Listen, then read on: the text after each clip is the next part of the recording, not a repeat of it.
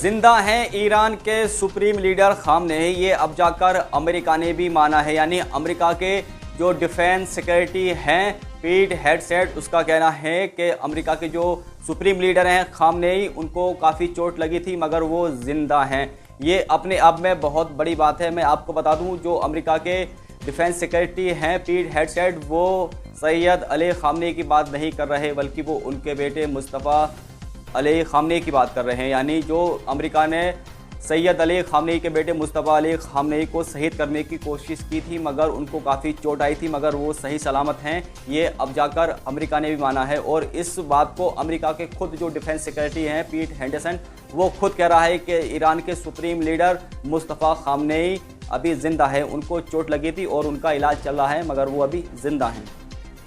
उधर अमेरिका का राष्ट्रपति डोनाल्ड ट्रंप पाकिस्तान के आगे गिड़गिड़ा रहा है और रो रहा है, कह रहा है कि अगर पाकिस्तान अमेरिका और ईरान का जो सीज फायर का समझौता है इसे पूरा करा लेता है तो मैं खुद स्पेशली पाकिस्तान जाऊंगा। ये कहना है डोनाल्ड ट्रंप का। और उधर कब्जे वाले फिलिस्तीन के वेस्ट बैंक में वहां पर बच्चे जो स्कूल बिल्कुल नहीं जा रहे हैं, क्योंकि जो उनके बच्चों का जो मेन रास्ता है वो इजराइल के सेटलर हैं जो यहूदी, वो रोके हुए हैं और उन पर हमला कर रहे हैं। और वहां के कई स्कूलों को भी खाली करा लिया गया है और इजराइल पूरी तरह से अपनी तानाशाही यानी डिक्टेटरशिप पर उतर आया है। जो वहाँ के लोकल के रिहायशी इलाके थे, वहाँ के जो फिलिस्तीन ही वेस्ट बैंक का छोटा सा एरिया रह गया है, ऑक्यूपाइड करने वाला है वो भी उसको इजराइल। जहाँ पर स्कूल थे वो बच्चे स्कूल के लिए रोज़ सुबह जाते हैं मगर रास्ते में इजराइल के जो सेटलर हैं यहूदी हैं वो उनको स्कूल जाने से रोक रहे हैं और उनके साथ मारपीट कर रहे हैं। यानी पूरी तरह से जो वर्ल्ड की बड़ी बड़ी ऑर्गेनाइजेशन हैं यानी संस्थाएं हैं, यूनिसेफ वगैरह, यूएन वगैरह, वो पूरी तरह से खामोश हैं। और इजराइल से लेकर ईरान, ईरान से लेकर गाजा, फिलिस्तीन, वेस्ट बैंक, हर तरह से अपना आतंक मचाया हुआ है मगर इस पर पूरी दुनिया की संस्थाएं और पूरी दुनिया खामोश है।